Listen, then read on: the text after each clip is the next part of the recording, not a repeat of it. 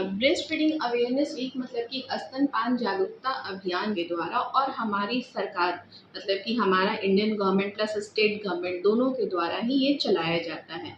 इस अभियान का मेन मुद्दा ये होता है कि हम लोग स्तनपान को अधिक से अधिक बढ़ावा दें जा सकते हैं।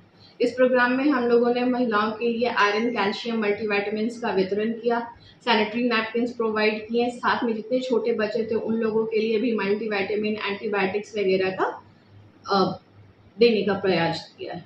आजकल आप देखते होंगे कि गाय का दूध या फार्मूला मिल्क ये सब का चलन बहुत ज़्यादा बढ़ गया है, लेकिन अगर कोई माँ सबसे अच्छा गिफ्ट अपने बच्चे को कुछ दे सकती है तो वो है ब्रेस्ट मिल्क, जो कि उससे ज़्यादा इसको अमृत के समान माना जाता है। बहुत सारी ऐसी क्यों इसको हम लोग अमृत मानते हैं, क्योंकि एक तो ये तुरंत जैसे ही जन्म होता है बच्चे का, बच्चे के जन्म के आधे घंटे के अंदर ही हमें ब्रेस्ट फीडिंग स्टार्ट कर देना चाहिए और 6 महीने तक एक्सक्लूसिव मतलब कि सिर्फ ब्रेस्ट मिल्क देना है और कुछ बाहर का नहीं देना है।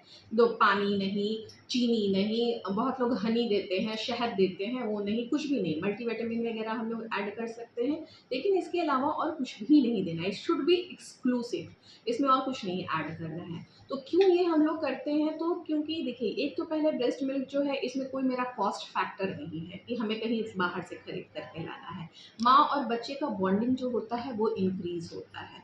माँ हर जितना ये डिमांड और सप्लाई का है, जितना ज़्यादा बच्चा जो है पिएगा उतना ही ज़्यादा मिल्क का प्रोडक्शन होता है। और ब्रेस्ट मिल्क में ना जो कार्बोहाइड्रेट होता है उसमें ईजिली डाइजेस्टेबल होता है, उससे बच्चे का जो गट में बैक्टीरिया, जो इसको अच्छा बैक्टीरिया बोलते हैं, वो पनपता है। इससे गट इन्फेक्शन बिल्कुल भी नहीं होता।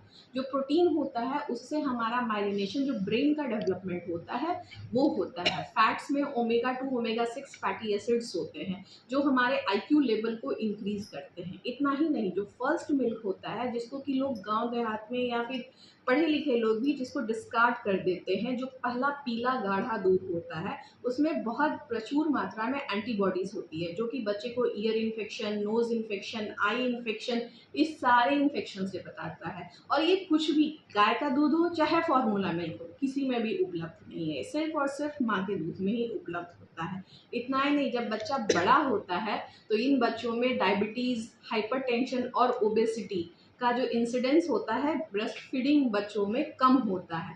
और यहाँ तक कि कैंसर, लिम्फोमा जो होता है उसका भी इंसिडेंस ये कम करता है।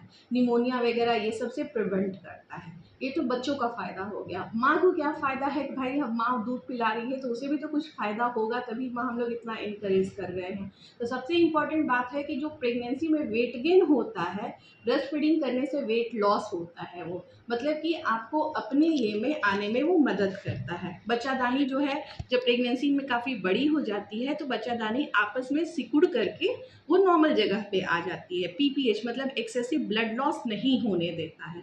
ब्रेस्ट कैंसर, एंडोमेट्रियल कैंसर और ओवेरियन कैंसर, ये तीनों कैंसर से ब्रेस्ट फीडिंग हम लोगों को प्रोटेक्ट करता है।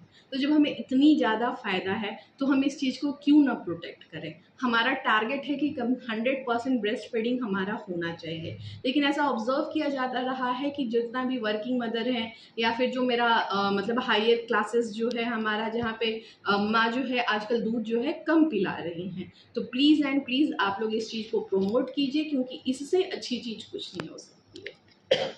अभी तक तो आपने क्या इसका महत्व आपने ये बताया, आखिर ये समस्या क्यों हो रही है? इसकी देखिए, कभी कभी क्या होता है ना कि